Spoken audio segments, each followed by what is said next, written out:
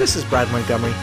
Welcome to the Successful, Interesting, and Awesome podcast, where I interview people who are, wait for it, successful, interesting, and awesome. Or at least one of those three. Oh, there it is. What's up, everybody? My name is Brad Montgomery. Ooh, I am glad you're here. I love doing this period, but let's just face it, not all podcasts are equal. And this is one I've been thinking about for a long time because it's a topic that is near and dear to my heart. It's a topic that we're all seeing all over the front pages of the paper, including today. We're talking about race, yo. And I don't know how I got to be so lucky to be connected to this person, but she has given me permission to ask all the questions that I'm a little afraid to ask. She's taken the mantle and said, yeah, at least for today, I'll let you ask what it's like to be a Black woman. Please welcome to your laptop, to your bedroom, to your home office, to your bed. Yeah, I'm not judging. Say hello to Fatima Nash. Fatima. Hello, Brad and team. Good afternoon, good evening, depending on where you are while you are hearing and seeing us. I am stoked for this conversation. Pleasure to make all of you guys' acquaintance. And Brad, thank you so much for having me on. No, I'm supposed to be thanking you. So you're welcome. Let's start with this. I have three big questions, and you know what they are because you and I talked about them. And I'm going to tease them because I want to hold them off a little bit. But let's start at the right beginning. Why did you say yes to this? Why would you let a white guy ask you what it's like to be a Black woman? Why did you say yes? Well, one, because I think it's a really awesome question and a really important topic. And it's long overdue for me. It's been kind of on my bucket list, if you will, to be able to discuss from at least my perspective about being a Black woman and being a Black woman in America.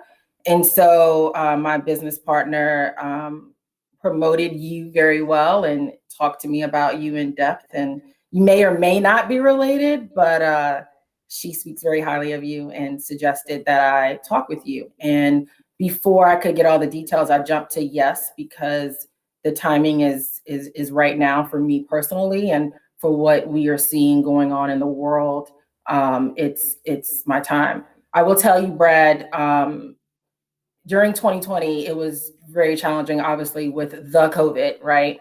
But also because of what was being portrayed in the media. And every morning I'd get up in the spring and in the summer months and say, okay, what am I supposed to do?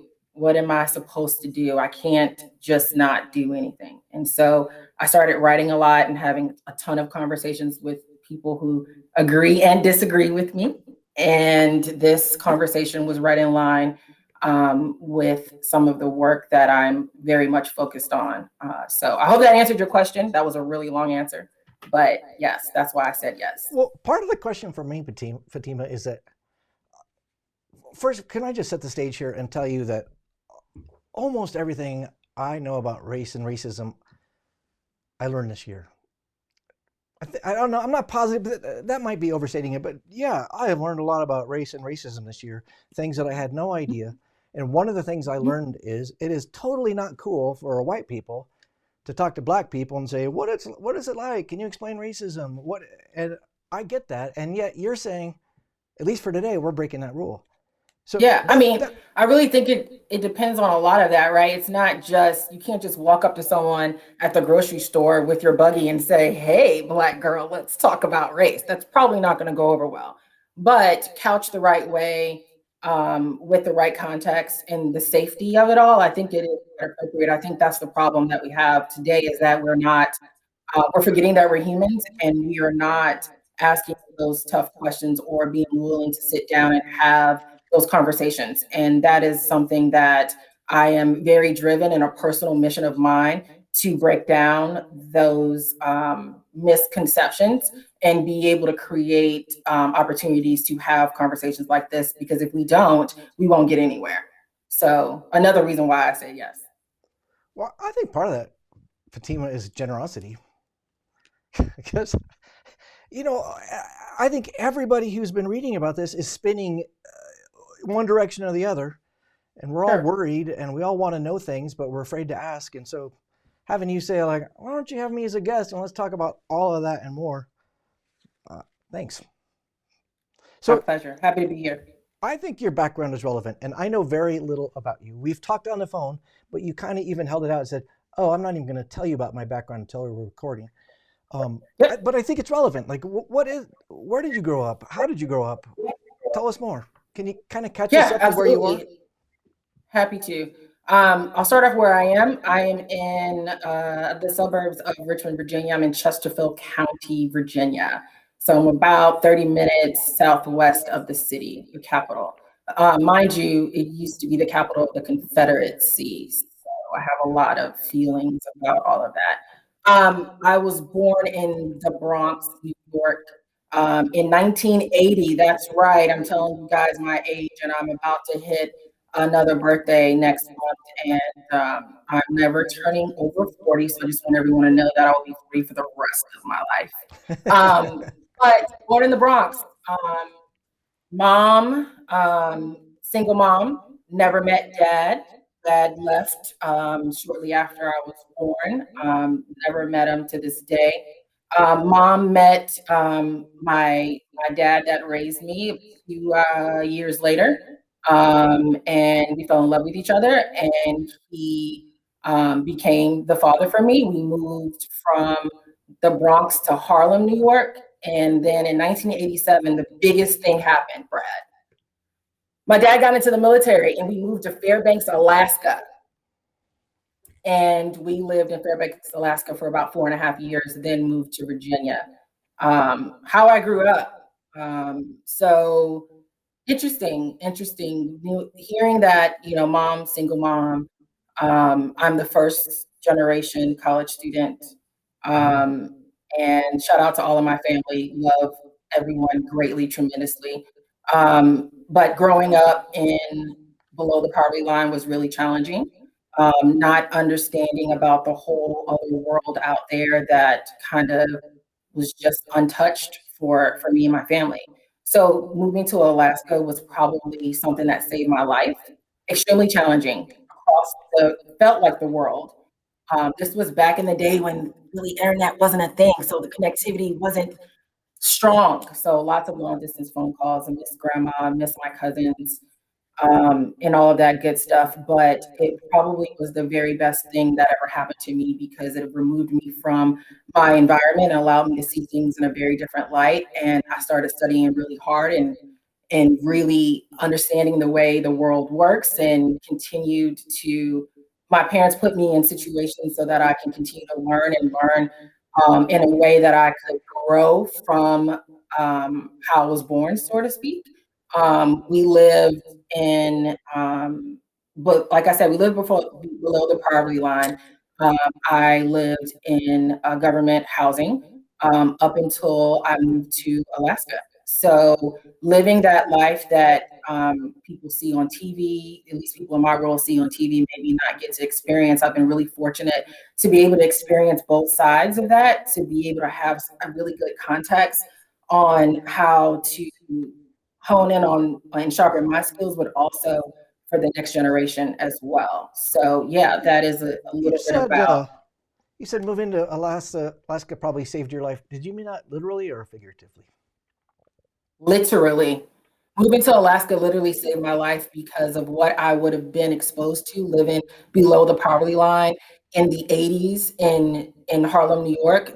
It, I don't see that there would have been, and I'm not a fortune teller, so I can't say that I wouldn't have been as successful as I am now, but I do think that having the opportunity that others may not have, which is removing yourself from a impoverished community, really set the tone for the rest of my life from the time I was 7 all the way to present time. So literally saved my life.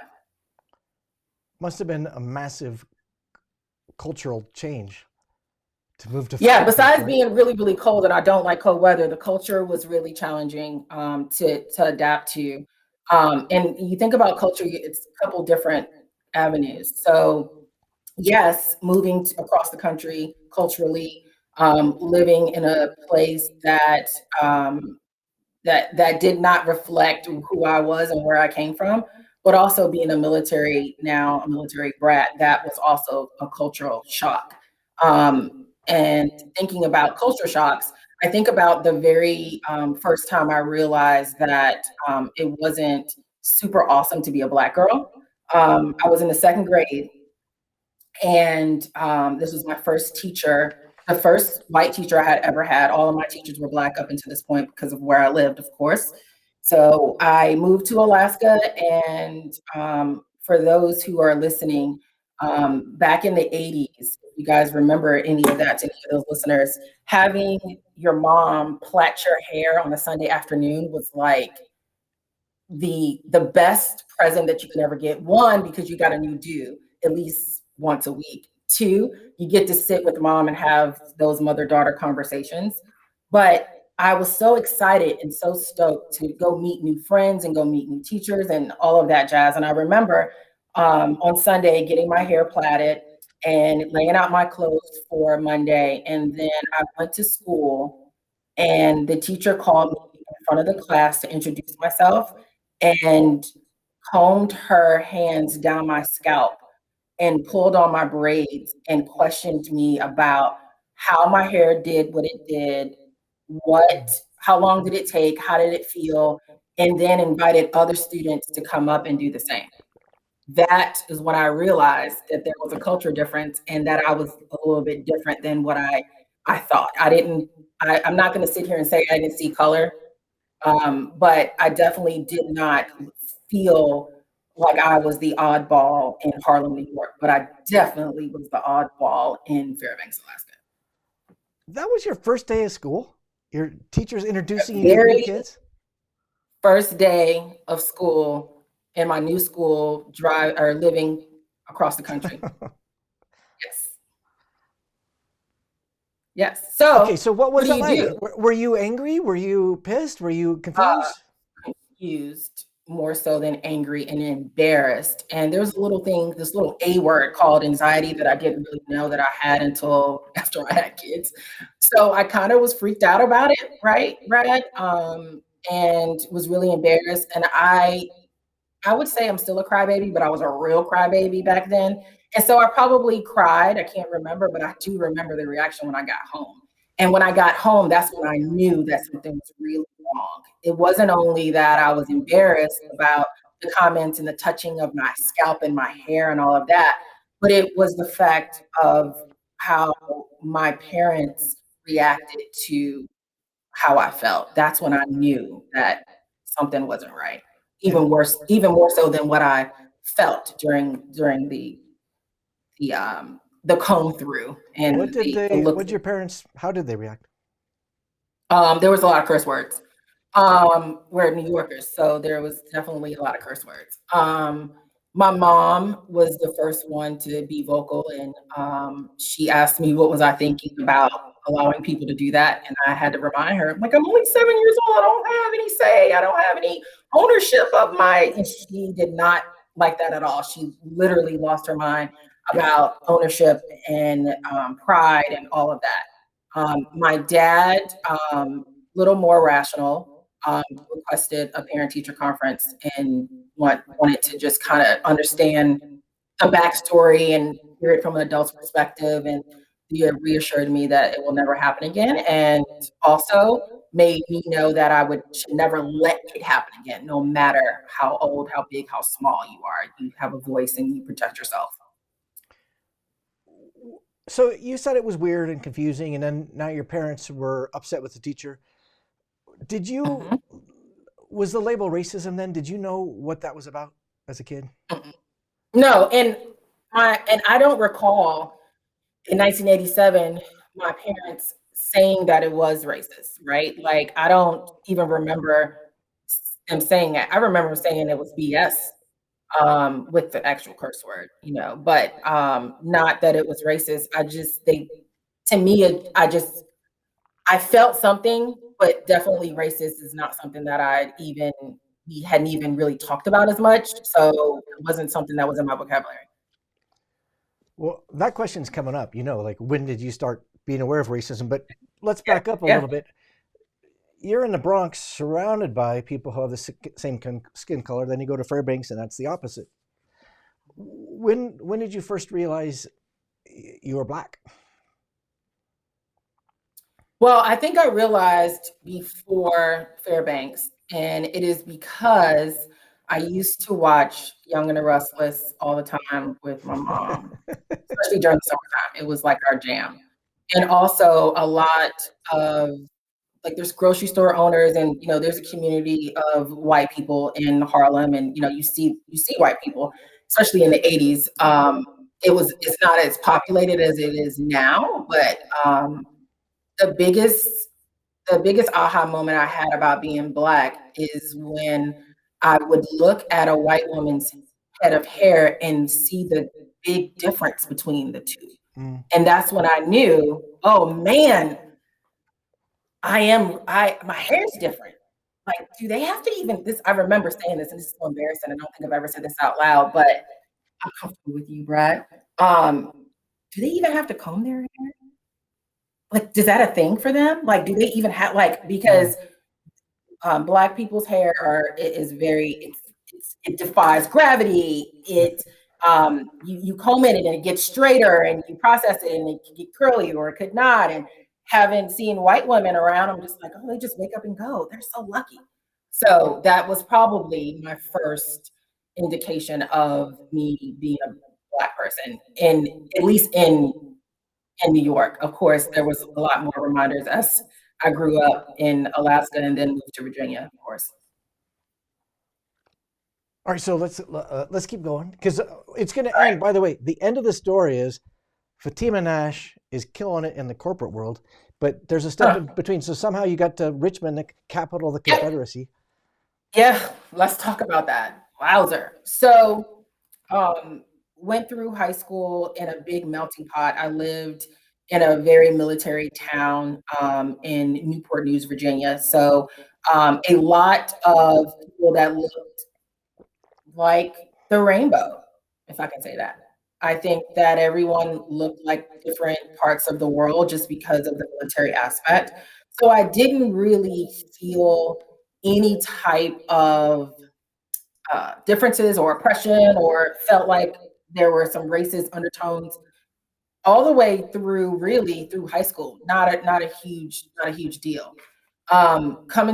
Going to college and moving to Richmond, Virginia, that is when it really hit me. So right around 98, 99, going to college, moving to the capital of the Confederacy, the monuments, some of them are no longer here, but the monuments and studying history was a part of my courses of study for PR. And so I learned more than I did in high school, paid more attention, of course, when you're putting the bill, and learned about all of the Confederate soldiers and all of the flags that wave very proudly. And that was really tough to deal with. Because at this point, you imagine being 19 years old, 20 years old, going through college. And, we talked about this the other day about our kids. Like when they get to a certain point, their shoulders become wider and they're like, I got this. I know how to roll. I know what to expect. I have all the answers. So of course, me being 19, 20 years old, I thought I had all the answers. And then I come to Richmond, Virginia, and it's like, oh, there is a definite difference in how Richmonders look at people of color. When I moved to Chesterfield County and seeing the big trucks with the big wheels and the flags and the constant reminder that this used to be very, very pro-white and very white supremacy-like. And so that was a little bit of a shocker that I wasn't prepared for. And I went to school in the city, but lived in the county. And so the city was, as you would imagine, city. But you go out to the county and you go into more rural places and you definitely see a lot more than you would expect to see. Okay, this is right on. But I have so many questions already. Bring it, Brad. So my in-laws live in Richmond, and my father-in-law is not going to listen to this, so I can just say it. He's racist. But talking to them, my in-laws who grew up mostly in Richmond, and asking them about the monuments, they say, we just never thought about it. Well, did you consider that? No, we just never, it just was. What about the flag, the Confederate flag? We never considered it. Yet you're telling me as a very young woman, you get there and it's instantly obvious. So I'm seeing this like crazy disconnect. I mean, yeah, I mean, at that percent, you know, if you saw, you know, some sort of Hitler flag or something, I don't even know what they're called from back in the day, that'll stop you in your tracks. And even though I live about 5 miles away from the biggest Confederate flag I've ever seen in my entire life, and it's on this monumental post. And even seeing that from time to time, I still have the shock of, why is that there? I understand about history and all of that. It needs to be preserved in a place where people can look at it, but I don't need to be constantly reminded that I don't belong and that I'm not equivalent. That is what those monuments and those the flags and those history, you know, losing my words here, but you get my point, Brad. There's a constant reminder of how things used to be, and if people are representing that, it seems to me that that's what they want and that's their preference, and that makes me super, super uncomfortable. Yeah, does that make sense? Okay. I'm just curious because our backgrounds are different. I'm from Denver, Colorado. Every school I went to had mostly white people, and by that I mean overwhelmingly white.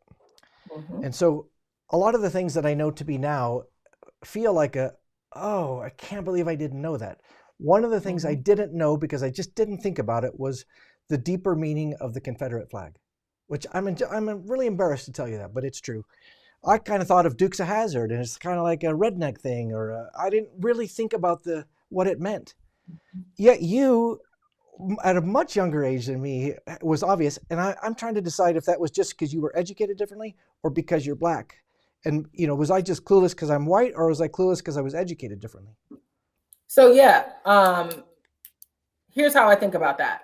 So you said something about your father-in-law. I don't know him, can't pass judgment. But if everyone around you had the same understanding of, it's not a big deal, it's didn't even think of it like that, I'm not a racist, that's just happened a long time ago, that sort of dialogue and understanding gets embedded into how you live your life. It gets applied to your lens. You hear that phrase all the time, is you put your lens on and you see things from your perspective because of your experiences. So the same is true for me. Yes, maybe I was educated a little bit about the meaning, but my avenue or my entry point for that education, Brad, was negativity. It wasn't like, let's talk about the history and celebrate what happened in whatever, 18, whatever. The challenge of entry point is, let me remind, as parents, like this, I have to coach my 15-year-old and my 10-year-old on this, and my parents did the same for me. You can be anything you want to be, you're a shining light, all that yah, rah, cheerleader stuff. But also, don't you ever forget that you're Black. And because you're Black, you have a Black tax. And because you have a Black tax, you need to be able to be more obedient, be more agreeable. And so knowing I had all of that intel, I don't know that I know much more about the history of the Confederacy and the flag and all the deep meanings more than you, Brad. I just know that I was taught that if someone is walking around with a flag like that, you go the opposite direction, quick, fast, in a hurry. Yeah. That is not, you're not going to have a dinner time conversation during the holidays and talk to your parents or your in-laws about going the opposite way because of Confederate flag. So while you may say, oh, I feel kind of silly that I didn't know that. Well, what was your entry point? Why would you? Especially given the geography of where you grew up. I don't imagine there's a whole lot of Confederate flags on big old trucks in Denver. I might be wrong. I've been in Denver about 5 times, never seen one, but there could be.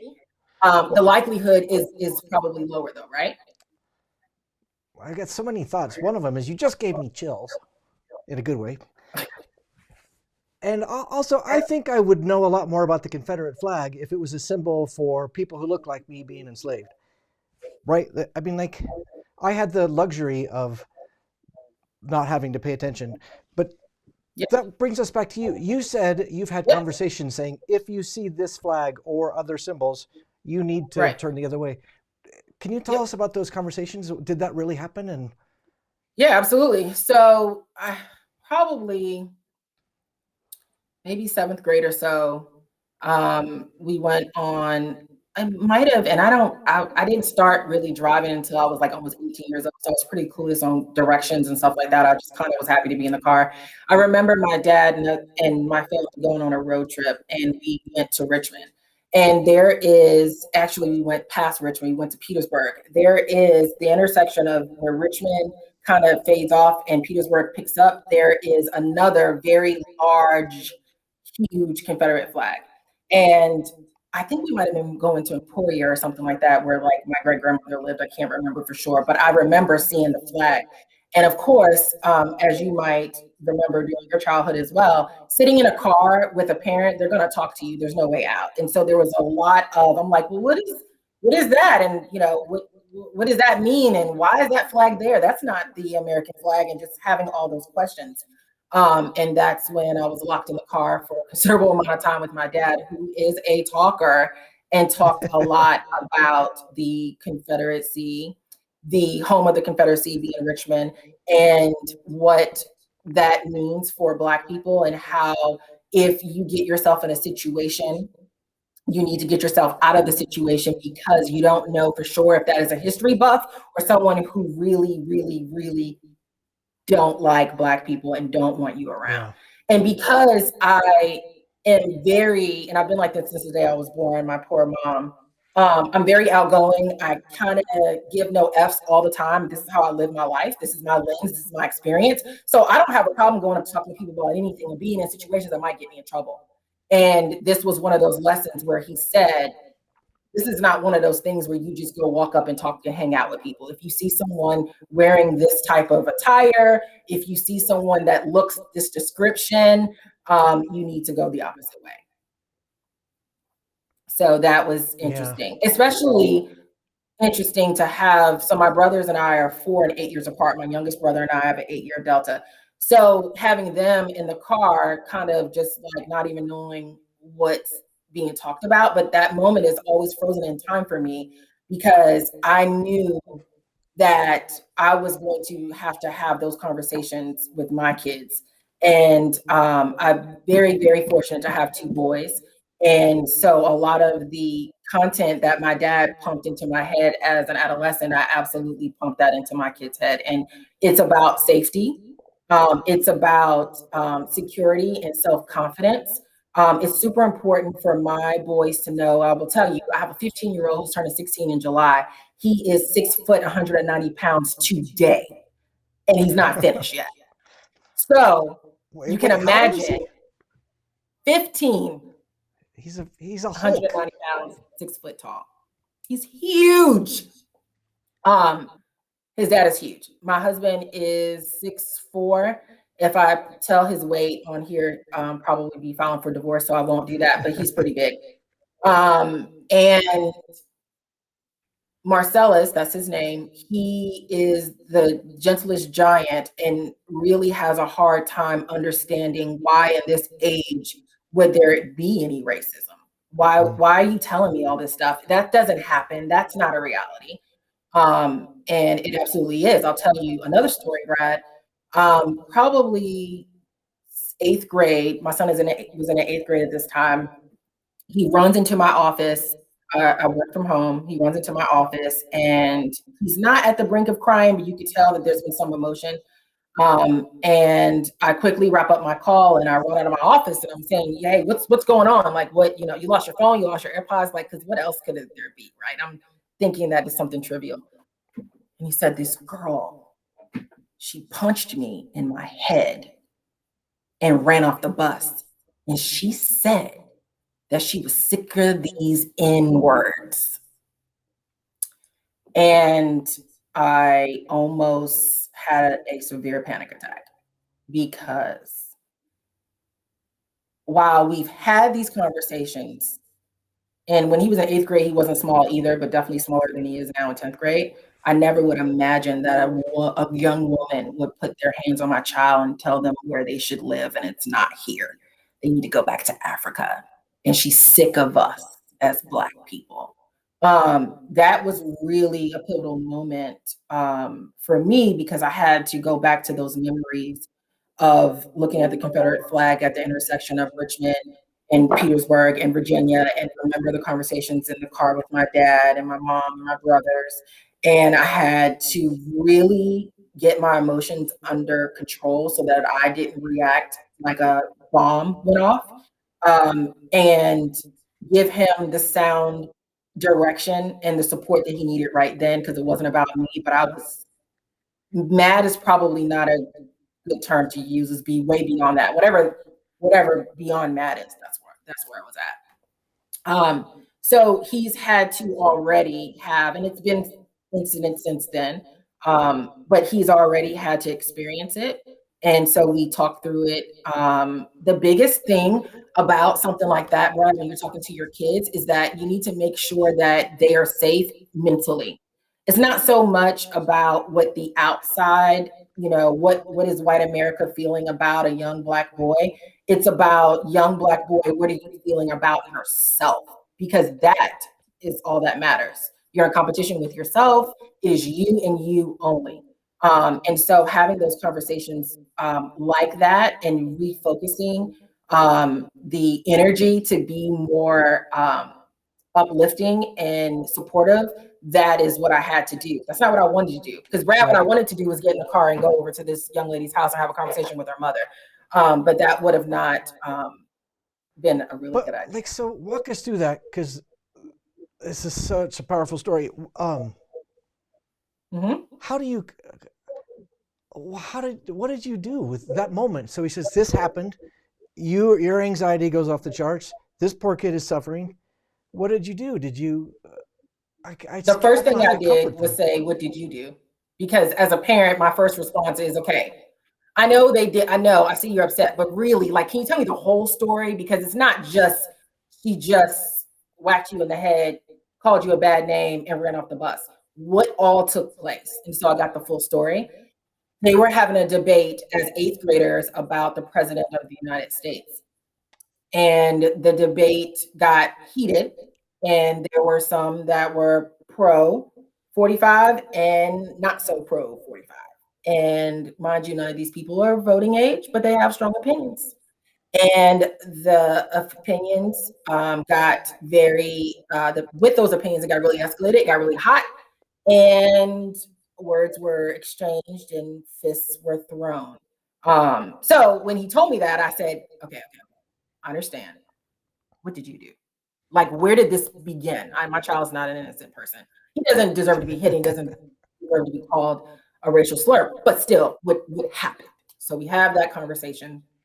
And I'm thinking to myself, damn well you shouldn't have had that, been in that space anyway. Like, that is like, you knew that she was pro-Trump all school year. Why did you even engage anyway? Like, that's where I went.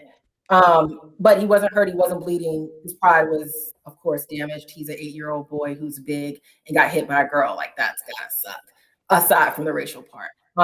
And so even though he didn't want me to touch him, I had to grab him and hold him for a quick second.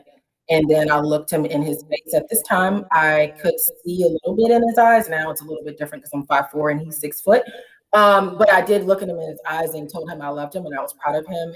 And to F that BS is exactly what I said, with the full curse words, because I wanted him to know how serious I was, and I wasn't going to be prim and proper about it. And I also wanted to use language that he's familiar with to make sure that he got the message pretty clear. Yeah. So yeah, that's how I handled it. He did not want me to engage with the school. He did not want me to press charges. He did not want me to talk to his principal. I did all of those things and talked to the head of transportation to understand why in the hell are you allowing fights to take place on your bus? What's going on with your equipment? What's going on with your cameras and mirrors and all that jazz? So it was a lengthy dialogue with a lot of different people. Was there any change based on that event? There was a suspension where there wasn't going to be a suspension before. There was a suspension. And they did some sort of like counseling or something so that she didn't have to have something on her record, which I appreciated that. I think that that's really young. 14, 13 is kind of young to Right. have something on your record. You need to be talked to appropriately and aligned in a way that you know about your mistakes and you try not to make them again. But having something on her record, I didn't want to damage that, and neither did my child. So they counseled her through everything, and I haven't seen her since. But yeah, that's how it happened, Brad. We're talking about your son. Tell us some stories that happened to you. I'm guessing you were in 8th grade and had some turkey on the bus be mean to you. And when was the first time, Fatima, where you realized, wow, I am treated poorly because of the color of my skin? I will tell you that I lived a pretty cush life in middle school in regards to racism. But as I grew older and of course lived in Richmond, the biggest like pain that I can recall is going into, and I won't name drop the jeweler just because out of respect, but I went to the jewelry store. I have a maintenance plan for my engagement and my wedding band, and I went in and I wasn't dressed how I usually would dress. When I go into a jewelry store or a car dealership, I dress like I'm going to the office because if I don't, it's not very likely that I'm going to get the attention that I need. Uh, So I go into this place and I'm in ripped, not fatigue, ripped, shredded jeans, distressed is the word I was looking for, jeans, and hoops. I remember wearing big hoops that day. And I walked in and it took them probably 30 minutes to actually get me the help, even though I asked. Like, I'm not a patient person, so I'm not going to sit there and just wait. I'm going to say, hey, I'm in line, raise the finger, nod the head. And they just ignored me.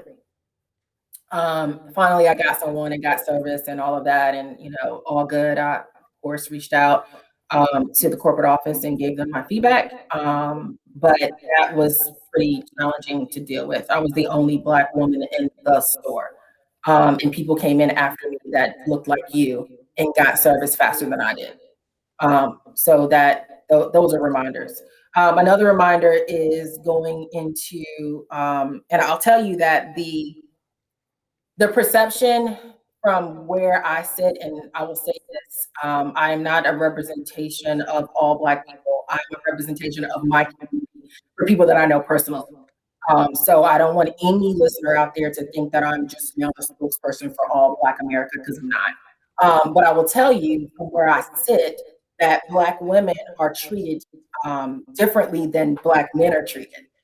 And I would say that Black women, in certain degree, it depends on what the context is, we are the privileged minority in some cases. And I'll give you an example.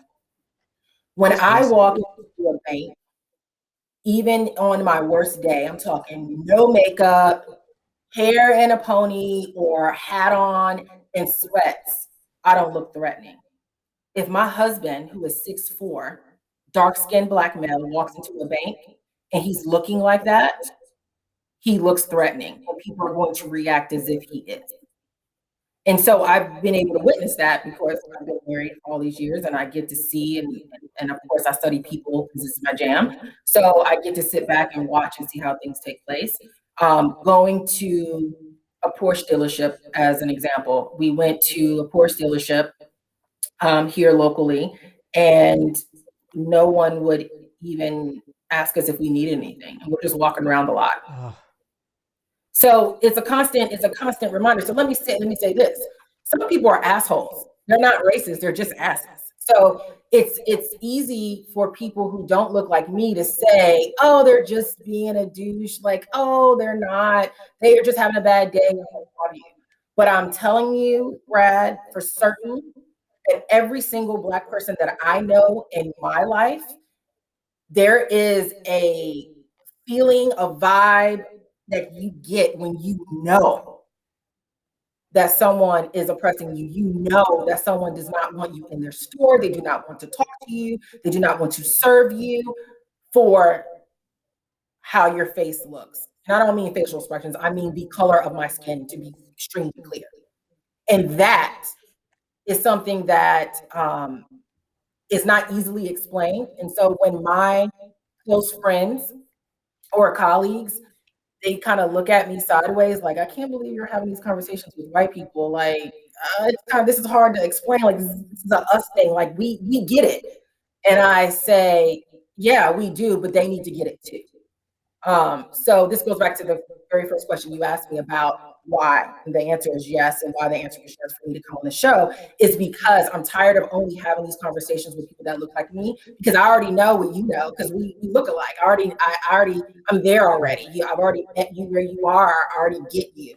But it's time for us to be a little bit more vulnerable and secure in our Blackness, to be able to have conversations like this with other people, to make sure that they understand it too, so that we can break down those barriers. I'm not saying that racism is going to be extinct, but we need to be able to have courageous conversations with each other in order to be able to make any kind of difference, if that's what it is that we want to do. Now, if you don't want to make any kind of difference and you want to sit in the corner and hate Black people, go ahead and do that, and do that on your own time, in your own neighborhood, away from me. But if you do want to evoke change, and you do want to learn more about racism and learn more about what it is to be a Black person in America, then having courageous conversations and being vulnerable is the way to go. Right on. Which leads me to Brad. I have to make a shameless plug. Sarah Miller and I have started an organization, and it is called, drum roll please, 360-degree talk. It will launch at the end of April, probably maybe sometime in May, geared toward courageous conversations. We've built a phenomenal program. I'm biased, but I think it's phenomenal, to give people of all cultures everywhere access to these kits that show you how to have courageous conversations and conversation starters around race. And it's super awesome. And let me tell you why it's so awesome. Because I lived my life for such a long time, Brad, wanting to be heard. And I think that I was wrong in that assumption of Black girl magic, Black people rock, listen to me, diversity, oppression, listen to me, I got a lot to say, you don't understand. That I was doing the exact same thing as my oppressors. Listen to me, this is the way to go, this is how it needs to be. That I had to take a pause during 45's administration, because I learned a lot about myself during that time. And I had to take a pause, and I had to say, well, what do the people that look like Brad have to say? What questions do they have? What feelings do they have? When I started asking those questions, let me tell you about one of my colleagues. Started asking those questions, and you know what he said? I want Black people to know that I'm not scared. I'm not scared of you walking in the bank in your sweatpants. I don't want people to think that I'm scared. I will dap up he was talking to me about my husband. I'll dap up your husband and I'll give him £1, and I am not intimidated.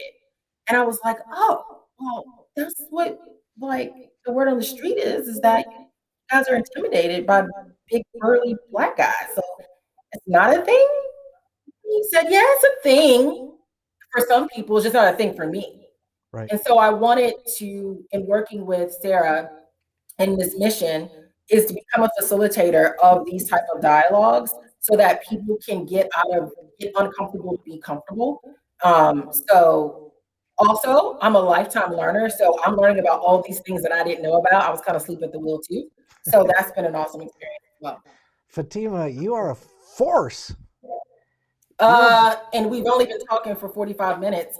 I know. You can only imagine it just gets better after this. Let me pull in some stuff. You got a lot of people checking in with you. There's a lot of, you got some fans is what I'm talking about.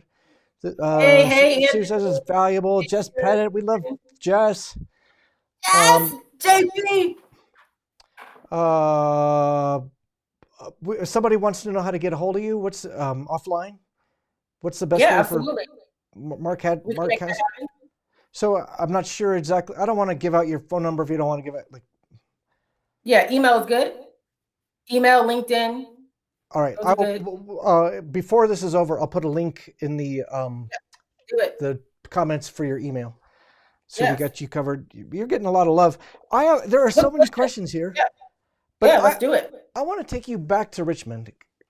Here's Okay. the good thing about you. You are just a force, and hearing about your husband and your kid, and it's kind of overwhelming, to be honest, because there's so much I want to dig into. But I want to go back to those monuments. Okay. I think a lot of white people, based on my conversations with my parents-in-law, were surprised. Like, oh, I just thought it was a guy on a horse. I didn't know it was a symbol. And yet clearly it was. What was your take on that? And the reason I ask is my wife Kim and I went to Richmond and we saw the pedestals missing the horses after they had been pulled down. And I was so struck with, I think it's Robert E. Lee, you might know, but it's not pulled down, and it's this monument, and it's in many ways beautiful because it's got spray paint over it, and it in many ways I kind of thought that is art. And definitely it's powerful because Kim and I were there reading the messages and feeling the anger and feeling the words and feeling kind of like an interloper that I'm here to check out the monument. You live in that town, so can you tell us how that feels to see the monuments come down, and what does it feel like to see all those signs and graffiti on the monument and around the monument? Robert E. Lee. Yeah. A couple things. One, I am screaming right effing time. Thank you. I'm happy. I'm excited. Let's do it. Rip them all down. That's like my initial pit of my stomach response. But then I also am like, well, dang, what about all those history buffs that really look at this as a point in time in history and idolize that time for whatever reason? Maybe their great grandfather fought in that war and they're very close to their family. What about how they feel? Because I'm a very empathetic person. I live through empathy. So I really thought about that a lot. And I read some articles about how people feel and the Daughters of the Confederacy and all of that business. And where I ended with all of that at the end of the year is I'm still cheering, damn right, take them down. They need to get out of here. But can we put them in a place where people can go see them if they choose to go see them? Can we, if people want to idolize those moments in time and be reflective of the 1980s, or excuse me, the 1880s and all that jazz, I don't want to take that away from them, but I damn sure don't want to be driving down the street and be reminded that you didn't want me here. I don't want that at all. I want to be able to go and see it and be able to take my kids and say, this is how things used to be, but they're not like that now. But I can't say it's not like that now if I have to drive and see it. I can't teach both ways. It doesn't work that way. They will cancel each other out. So I am grateful that they're gone, but I do think they need to be preserved. And I do think that we need to be reminded of our history, and we need to learn both sides of the history, not just the victors' history, who has been great and victorious and successful, but think about those others as well on the other side. If we're gonna educate America about history, we need to educate America about it all, not just about certain aspects. Martin Luther King did not solve slavery. We have a very interesting view on our Black leaders and a lot of leadership, that a lot of great leaders who have done great things in their time. You don't ever hear about those people. And I'm not knocking Martin Luther King, so I do not want Martin Luther King's family to come after me. I am very, very, very fortunate to be living the dream that he talked about. But Martin Luther King was not the only civil rights leader. And so when we think about that, I don't want every February, I have an elementary school student too, and every February he's like, I'm doing Harriet Tubman for a report. And I'm like, do you know any other Black leaders? Like, this is my fault. Obviously, you have missed the boat. It's all on me. You have no idea that there's a plethora of historians that are Black, and even historians that are white that really, really, really supported Black America during that time. So can you pick someone else? So I say all of that to say that, one, I'm glad the monuments are gone. Two, I think they need to be preserved so that we all can appreciate them in the way that we like to appreciate them. Three, we need to be able to have equal footing in how we're educating America about America. Mm.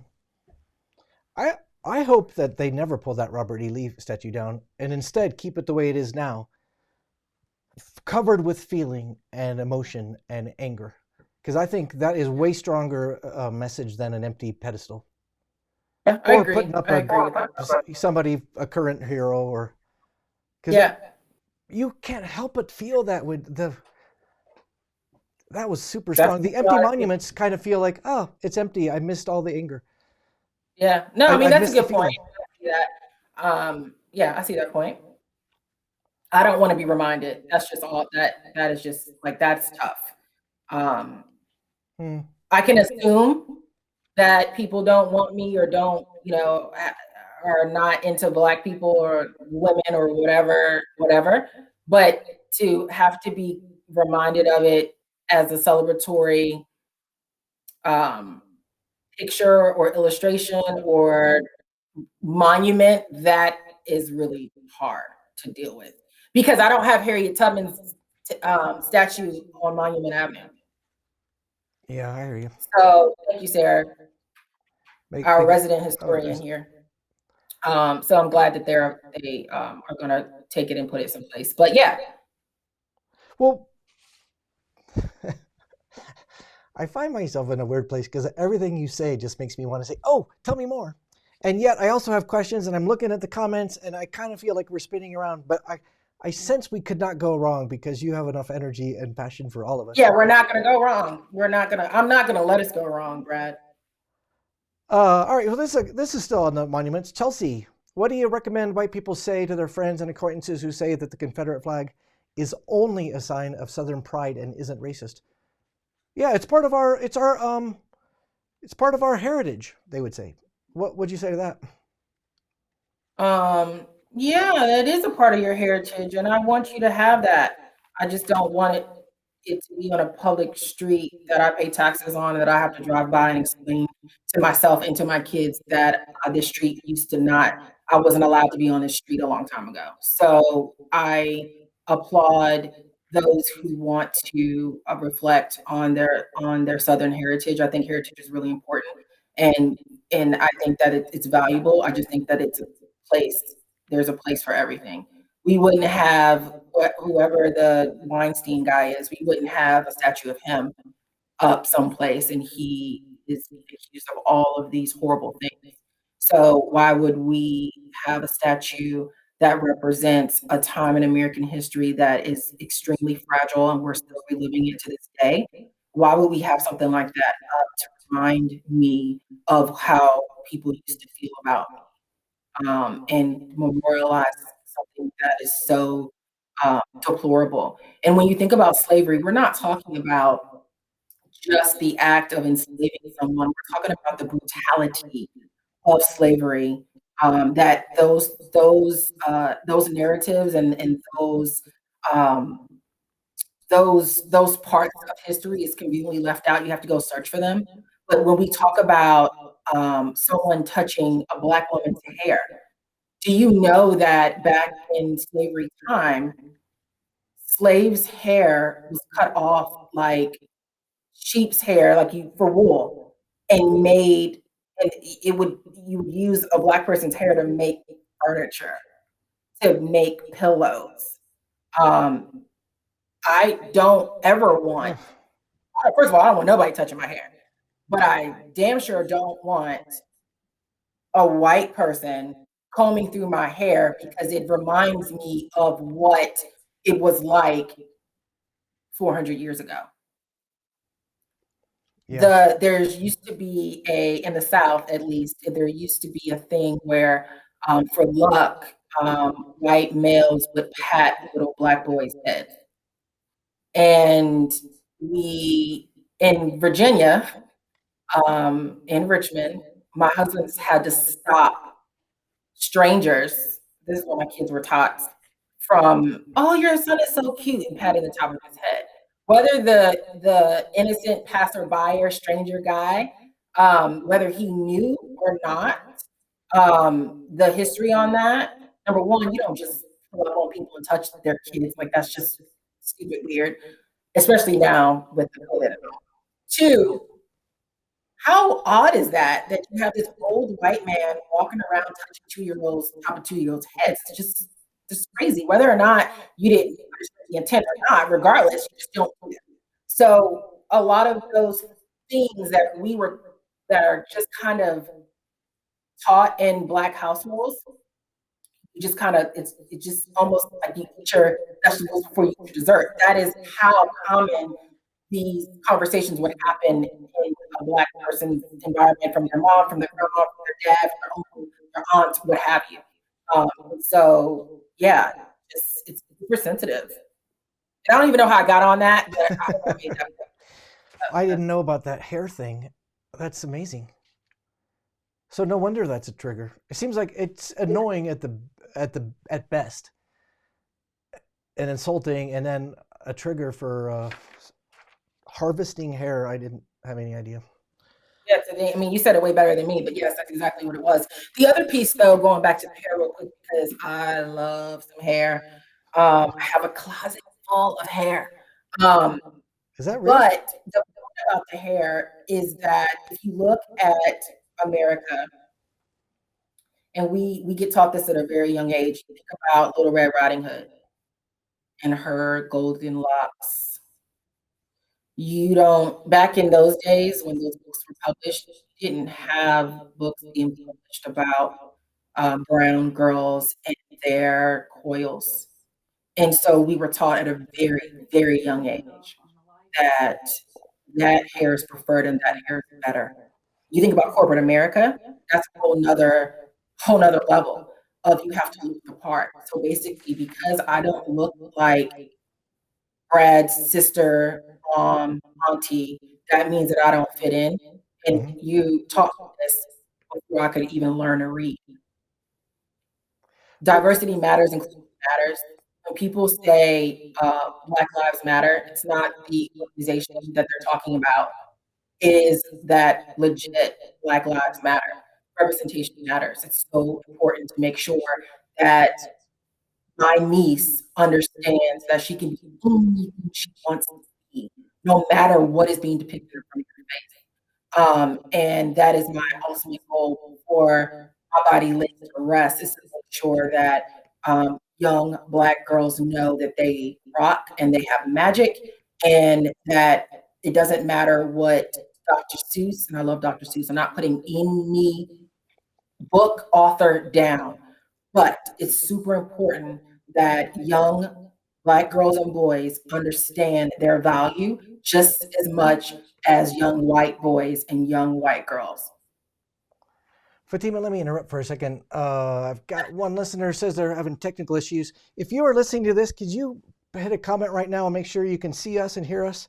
That will help me. I can't see the air. It's okay. Oh, got it. All right. Just my wife just came in and said we're live again. Okay, good. We're not CNN, people. Calm down. Perfection is not my bag. If I was on CNN, I'd love to meet Abby Phillips. So, Abby, if you ever listen to this, oh my God, I can't believe you're having a girl. I'm so excited. And I love all the work that you do. Shameless shout out to Abby. There's two questions I'm going to hit right now because they're big ones. But don't, if you're willing, stay with me because after this, I got more. Fatima, you are too awesome to let go. By the way, the love is coming in. Thank you, Sue says she can hear. There is no. Hey, Javon. Ava says you are definitely a force. You got some fans, Yes, Fatima. baby like cousin. That. Thank you. What keeps you? This is one of the bigger questions. So yes, I know they're out of order, and maybe through the magic of editing will make this make more sense. What keeps you awake as a Black woman, Fatima? That's it. Even though I know that that's one of the questions, even thinking about it gives me heart palpitations. There's so much. The first thing I would say is knowing that there's people in the world that look like me that don't believe, and hopefully I won't break down in tears here, but there are people out there that look like me that don't believe they can be whatever it is they want to be. That keeps me up at night. What else keeps me up at night is thinking about how do we break down these barriers so that more of these conversations can be had. How do we do that? The work that Sarah and I are doing together is only a little tiny piece of it. It won't even make a dent. But that's what keeps me up at night. And of course, the fear that my son is going to be driving without supervision this summer, and what does that mean for him as a driver? That keeps me up at night.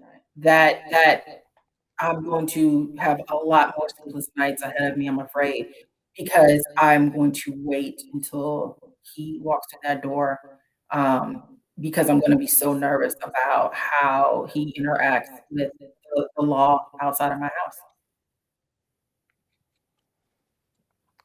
I'm nervous about my kids driving, but I do not worry about them having a horrible interaction with the cops.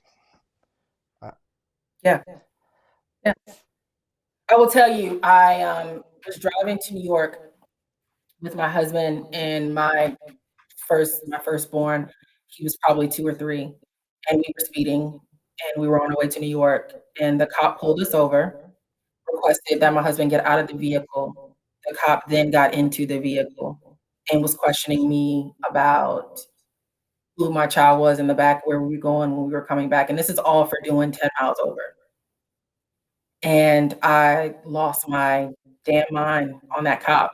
I didn't scream and yell, but I definitely was really emotional, and definitely there were tears involved. If anyone that listens to this that knows me knows that I can't stop from crying all the dang on time. Um, but I asked him, I looked at his badge number, I looked at his name, and I called his name out and said, "What are you doing? Is this normal?" And I shook him out of his element to the point where he didn't even give us a ticket, and he didn't apologize. He didn't give us a ticket, and, he told us to be easy on the road and get there safely and all that good stuff. But that was super challenging to have a stranger in your car that's a cop, still a stranger, while your husband is out of the car, and you're being questioned about where you're going, what time you're coming back, and if the child behind in the car seat that has my same face, if he is mine or not.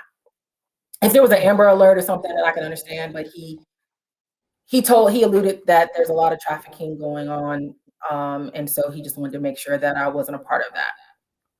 So he thought he was doing his job.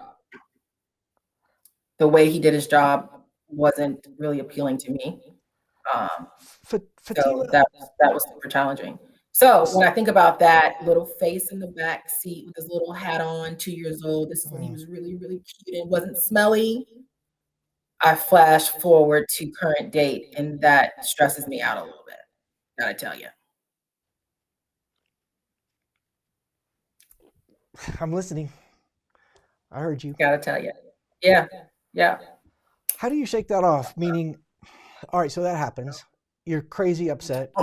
You got to wake up the next day and feed your kiddo and make pancakes. How do you shake it off, or do you? Or I mean, that's what Black Girl Magic is all about. I mean, I joke with that slogan, and it's everywhere. You can Google it. It's a hashtag. It's all of that. But as a Black woman, you have to be able to deal with adversity, and you don't ever. It doesn't go away. You file it and you move on. Because if you sit there and focus on all those things, you won't ever be able to get up out your bed and do what you need to do for your family and for yourself. You just chalk it up as another thing, and you're just like, these MFs, you curse about it, you tell the story, and you just learn from it and you move on. Because you can't wallow. You can't sit there and just hold it with you because you'll be angry all the time. Hence the stereotype of angry Black woman who wants to walk around and have an angry face all day long. My face is always resting as angry. But it definitely is something that Black women have to overcome is being angry and being reactionary to things that they feel that is challenging to deal with. And so to Yeah. answer your question, you don't have a choice, right? You got to move. What was that question? Jess had a question. Well, she just had a comment. She said, I've never had to deal with that. No one thought of her as a victim of sexual trafficking or kidnapping or Amber Alert issues or whatever. True. I believe it. I'm so, just in case I haven't said it enough, and I will say it more, I'm so grateful to you because I don't know this. Like, I have never been, that's never happened to me. I just don't, I feel like I understand it, but I don't really get it, and you're helping me feel it in a way that. Yeah. Happy to. I got a lot of feelings, Brad. What else you got? You haven't even hit me with any hard questions yet. Like, I'm looking at some notes here, and I expected to be sweating a little bit, and I haven't All right, sweat one ounce. Yeah, Do I'm it. going to save that. I'd like to ask you a question that's more personal. Okay. So this is going to be like, if you're looking for the awkward question from the white guy who doesn't know any better, you might be there. Okay. I'm in this group at church, and many of them have helped me with some questions for you.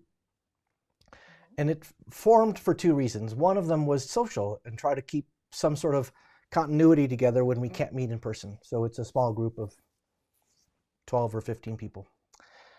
And so the first part is social, but the second part is to talk about racial relations, because this is all about, this year, right? It's just filled with crap. Mm-hmm. And we're all white in that group. And if you were to listen to us, I would just love to actually have you in that group, Fatima, to listen and get your take. Because here you have these people, all of whom are smarter than me. Many of them are older, and I take that to mean wiser than me. They're just so well read, and they're a ball of anxiety and shame. And you hear the words complicit a lot. Like, I am complicit, and you what are we going to do? And yet, to me, it's frustrating and even troubling that here we are on a Zoom meeting surrounded by white people talking about what we're going to do differently when none of us, we all live in white suburbs. And I wondered, as a Black woman, how does that make you feel? What are your thoughts hearing about this white group that we're all trying to do something and fix things, but I don't know what to fix. You're the first Black person I've had this conversation with ever. What are your thoughts about the white people who feel guilty and shameful and embarrassed and sad? So, I don't want anyone to feel shameful or sad or negative. I don't want anyone to feel what I feel about being a Black person in America and what Black America has to endure. I wouldn't wish that on my worst enemy. Having empathy, your group having empathy to the Black community is phenomenal. It's important. It's needed. Guilt, it's not something you should feel. And here's why. Brad, you did not enslave me. Maybe 10 generations ago, your people may have enslaved someone in my generation line, but you can't pay the price for that. And I can't make you pay the price for that. What I would say to your group is educate yourself, understand that there's implicit bias everywhere. You're going to be racist by nature. Not 100%. I'm not calling your group racist, but everyone has a little bit of that in them because of their experiences, what they've been exposed to, how their parents talked around them, all that jazz. When people ask me this question, because it's kind of interesting, me being so open, you can imagine the type of dialogues I'll have on a random Tuesday afternoon with colleagues. It's kind of interesting and scary because you're not prepared for it, and you're like, are we there? We went there. And it's simple. Go grab someone. If you see someone who is not having the same experience that you think they ought to have, if you see someone of color, doesn't matter if they're Black, whoever it is, you see someone who may not have the same opportunity, may not have the same access. Go help them. Use your background and your privilege to support someone that may not have it, and teach them what you know, instead of assuming that that group may be lazy or violent or scary or whatever it is, because we're just people. So when I think about that group, I don't feel bothered by the willingness to want to help and figure out what to do. Um, Black people are people. We don't want to feel like we need help and we need saving, because that doesn't feel really good. But at the same time, if there are opportunities for growth, opportunities to learn and experience, we definitely want that experience. So yeah, that's what I would say to that. And I say that to your group. If you ever want to invite me to one of your sessions, I'm happy to join. I have that recorded. I have proof that you just said that. God's You're a hot shot in the corporate world, and one of the things you told me about this that really stuck in my mind is when your organization has an issue with a client, and it's important because there's huge dollars, they send you to go fix that thing, which I think says everything about you. And if that didn't say enough, another thing you said was you invented your job description. Yes, those are two powerful facts. Now that we know that to be true, and anyone who's listening to this can tell, oh, this woman rocks. How has racism affected your career? Woo! Where's the Kleenex, Brad?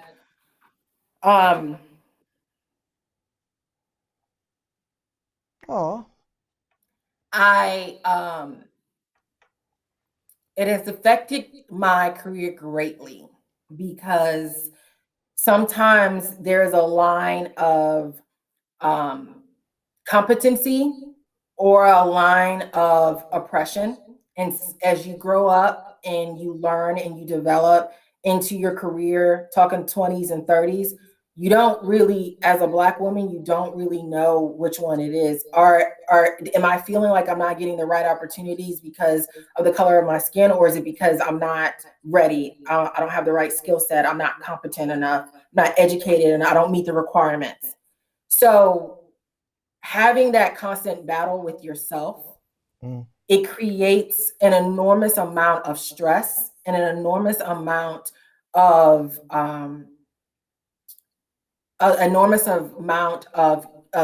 guilt, and you start to second guess yourself, and you don't really know if you got it, if you have what it takes. And even though I am a gap filler, even though I have been really successful in this role and successful in the last role and all of that, I still second guess myself probably way more than I ought to. And it's not only because I'm a perfectionist and I want things done a certain type of way, because that's yes too. But I always think in my head, would this be different if I was a white woman? What if I was a white woman? How would this have gone? Can you give us what would this experience would have been? Go ahead, Brad. Can you give us an example of one of the times where you said, is this because I'm Black, or is this just because? Yeah. I was working at an organization that was predominantly white. We probably had 10 Black people in the whole organization of maybe 200 people. And I came in to the organization with more experience than my colleague. My colleague was very young, first job out of college. This was my third job out of college. And we were neck and neck, very competitive with each other, neck and neck for a role that she got and I didn't. And I got to be basically her assistant, lack of better words. And I really struggled with that for a really long time, because I am very courageous in my conversation. I will ask you and talk to you, whoever you are, it doesn't matter. I don't get nervous easily when it comes to talking to people. And I asked the hiring executive why, because I needed to know. And the answer was because she had been at the company 6 months longer than me. And that wasn't the right answer. Because because that wasn't the reason. Now, he's not going to say because she's more favorable in the position because there's only one other person in this organization that is of color that's a manager or a director or whatever. Of course, he's not going to say that, but that's what that was. I didn't fit the part. The part they were looking for, I didn't fit it. And it was a secret part that I didn't meet the qualifications for, but I would have never met the qualifications for, no matter if I had a doctorate, I would have not met those qualifications. And so that was hard. And so I stayed at that company a really long time. And I learned a lot about myself during that time. And I started to realize that it wasn't my competency, it was my color. It was another C. And so that, because I spent so much time in that organization, that organization became my professional identity. And I mourned my years of being, I'm pretty quick on my feet now, but I probably would have been faster on my feet had I had some of the same opportunities as my white colleagues. So now I'm 41 next month, and I'm a VP of a phenomenal organization. And I get to design programs to make clients, to increase client success. And I still have to be reminded that I'm a force. And I won't let anyone around me have to be reminded that they're a force, because it is who I am. I'm always cheering someone else on, but I have to be reminded. And it's a real sad thing because I am super successful. I'm extremely happy. I'm extremely motivated. I'm extremely driven, but I always second guess myself because I don't look like the people of leadership in any organization I've been. And that's tough. I'm going to ask you a personal question you don't have to answer. When I Sure. asked you, Fatima, how has race affected your career, it made you emotional. Can you tell us where that came from? What was that feeling, and where'd that? What was Yeah, that? I mean, I'm really driven and I work really hard. So for someone not to want me around them, or not think that I represent the and I don't represent what the ask is, that is super difficult for someone that is really driven and really wants to make other people happy and really wants um to play well in the sandbox, so to speak, or to uplift people, because I just love people so much. And to be put in my place, so to speak, in a very microaggression way and not be able to solve it. So I'm a driven person, right? So you tell me that I can't do something, well, I'm gonna go figure it out, because that's what I'm gonna do, because I'm gonna make it. But I can't figure out how to be white. So I'm never gonna figure that out. And that's hard. That's hard, and that's not something that you can easily explain in an interview. It's not something you can easily explain to a CEO. So that's difficult to live like that. To live in a world where I live in a very, very nice neighborhood. I drive a very, very nice car. But my neighbors don't look at me like they look at each other. They don't trust me like they trust each other. There are a couple of them, probably, yes, they do, but the reality is they don't.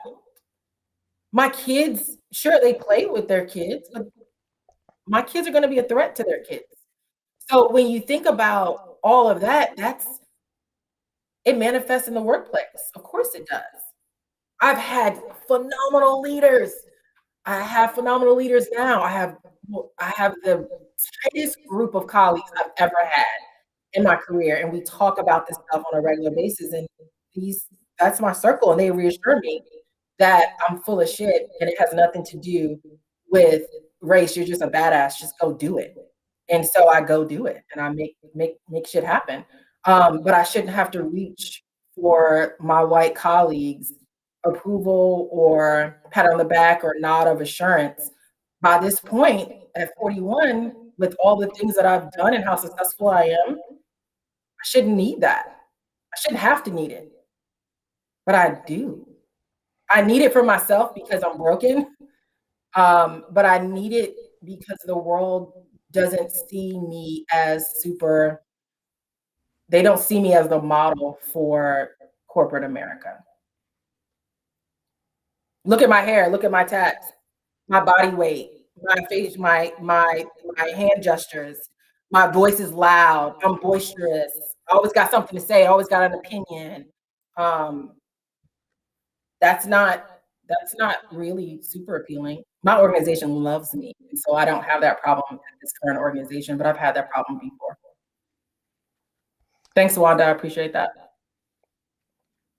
I don't even know what to say. So yeah, it's A tough. lot of my work as a motivational speaker is about emotional support and social support, and it kind of goes on the premise that I think there's not a person on the planet who doesn't feel insecure and feel a little bit like a fraud. But Fatima, I had never thought about that through the lens of race in the way you just described. I'm making all this up, right? We go back to the beginning of our talk. I told you where I was from. So what model do you think that I had to be able to do this? I had to make this shit up as I went along. Sure, my parents provided guidance, but they're not college educated. They don't work in corporate America.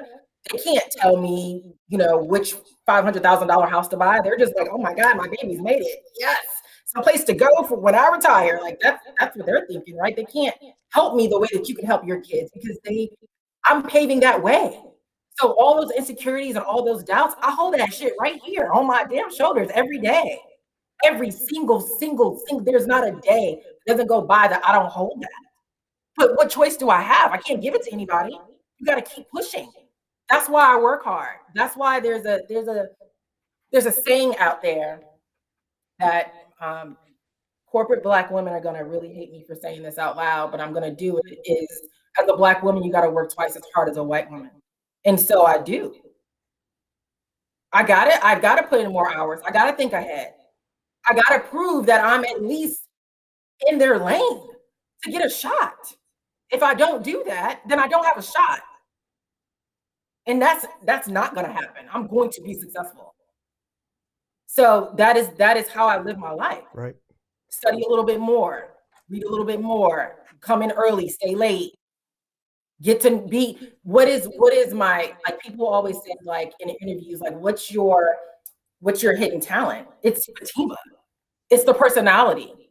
I'm in technology. I couldn't even set up my audio correctly. You had to help me do that for this call. I'm not good at technology, that is zero. But what I am good at is having conversations with people and allowing my personality to influence what we need to get done and how to get things done. That is what I'm good at. All that other stuff, I just read and talk to other people that are smarter than me to help me through all of that. Kind of getting the impression you're the perfect version of Fatima Nash.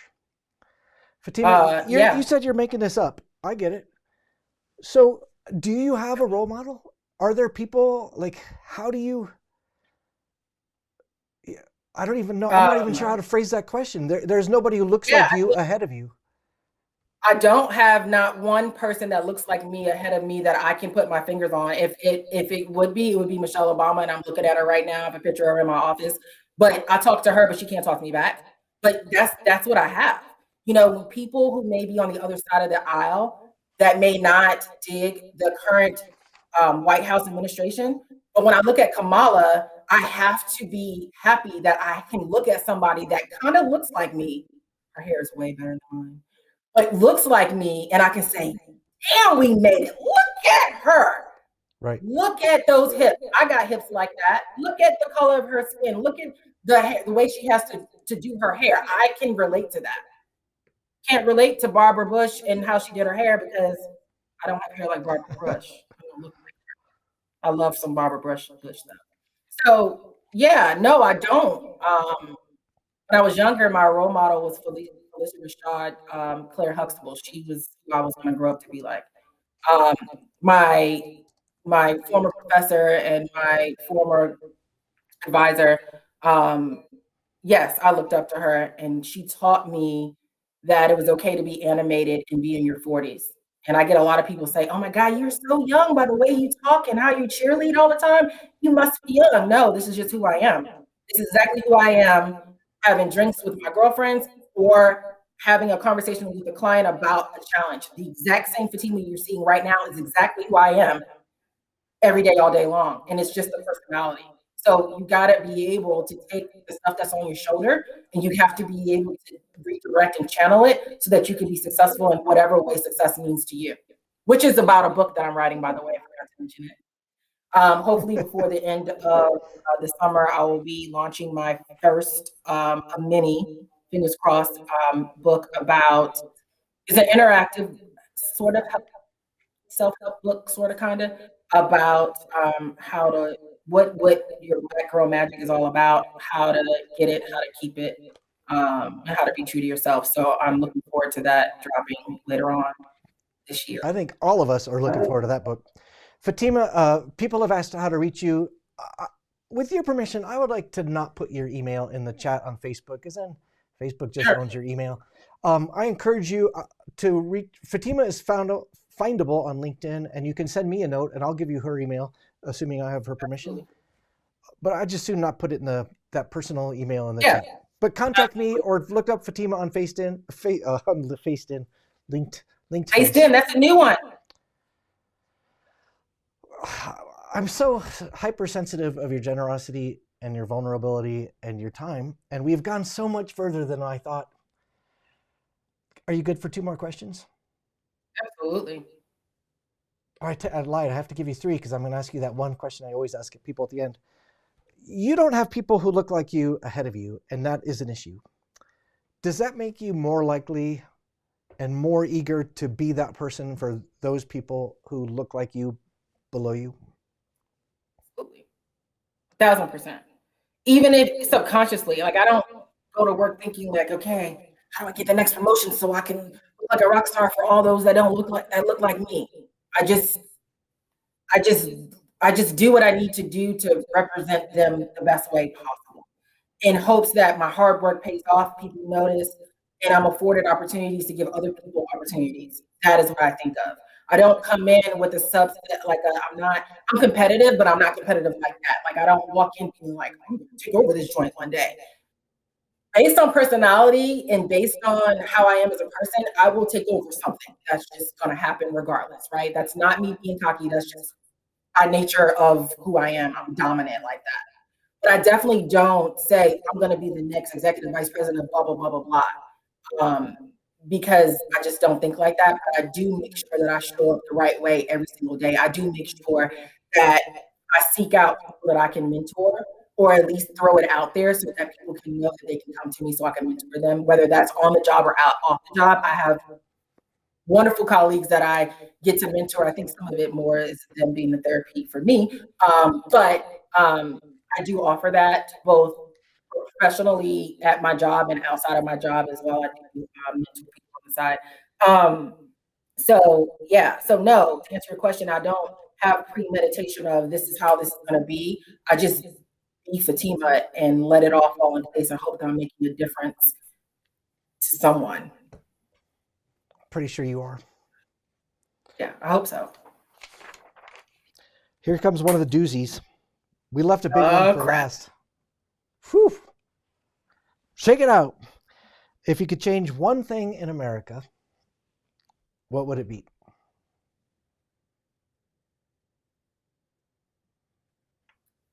If I can change one thing in America, it would be how Black people look at themselves. How Black people will live their lives? Look at themselves. Oh. The self-reflection of a Black person from a Black person, that introspective view, I would change that. If anyone has ever read the essays of Willie Lynch's essays, Willie Lynch was this profound business entrepreneur out of England. He came to Jamestown and educated the Jamestown society on how to make a slave. And that was one of the most profound, whether or not that actually happened or not, there's some theories that those essays never took place and he never did those speeches. I disagree. I feel like that he absolutely did. So that's just fine. Wanted to clear that up. Willie Lynch took things really far with slavery, meaning that it was the mind that he wanted to control and wanted to break so that people will always feel like they're enslaved. And if I could do one thing in the world, it would be to erase that. I I know that what people expect for me to say is to erase slavery. People have been enslaved all over the place, all over the map. Like that's just crazy history. That's gonna happen. But the way that during the colonial era, the way that white people taught Black people to hate themselves and each other through the psychological breakdown of making a slave, I wish that I could undo that. That would help us greatly. They're so Black people and their self-esteem is so damaging. When we go buy Band-Aids at the store, do you see a Black skin tone for the Band-Aids? Even for the Band-Aids? No. We are taught in every facet of our life that we are second or third or less than. And so if you have been taught that through media, through history, elementary school, middle school, high school, through corporate America, in your relationships, if you constantly taught that and you see that on TV, even if you're 40, you still, even though I'm 40 and I'm really happy and I'm successful, I still think less of myself because of the way that the world taught me how to look at myself. So if I can change one thing, it would absolutely be that, hands down. A Band-Aid example is powerful. Woo! Yeah. I got lucky when you said yes. Yes, I'll be on that podcast. I got lucky. Yes, yes, yes. I got lucky too. I feel like we could talk for hours, Fatima. We could, and we have. I can't believe it's coming up. Like I'm shocked. I'm sure that some of my my network has dropped off by now. I didn't even realize how long we had gone, and I'm so appreciative. I can go on forever. All right, so here's what's going to happen. Fatima, I think if I could ask you to do me a favor, after this is over, you'll put a LinkedIn profile link in the comments that'll help people find you because there's clearly desire to follow up with you. And we need to know about your 360 conversations, right? Did I say it right? 360-degree talk. 360-degree Taking action and knowledge, the talk stands for. We need to know about your upcoming book. And the only way we're going to do that is if we stay connected. And so I'm grateful. I think the world is just beginning to see, like this is you had mentioned to me that you're working to get your message out more. And I can't see any reason why that isn't going to happen and happen fast. And of course, if I could be of fingers crossed, I hope that I represented myself well, and I hope that the listeners learned something. And for all of the folks in my network, I just thank you for your support and appreciate you being my cheerleader. So I thank my entire network from the bottom of my heart. And thank you, Brad. I don't know what I expected from this interview, Fatima, but I was hoping that it would be vulnerable and authentic, and it was so much more of that than I ever could have guessed. Thank you. I'm going to close with the same question I love to ask everybody. So here we're at that point. Fatima Nash, client success expert, but today the most important characteristic I think is Black woman in America. What gives you hope? You give me hope. You give me hope because we've never met physically. You were vulnerable with me first. You opened your platform and your heart to one of the most important topic, other than my kids and my husband. I love all of them.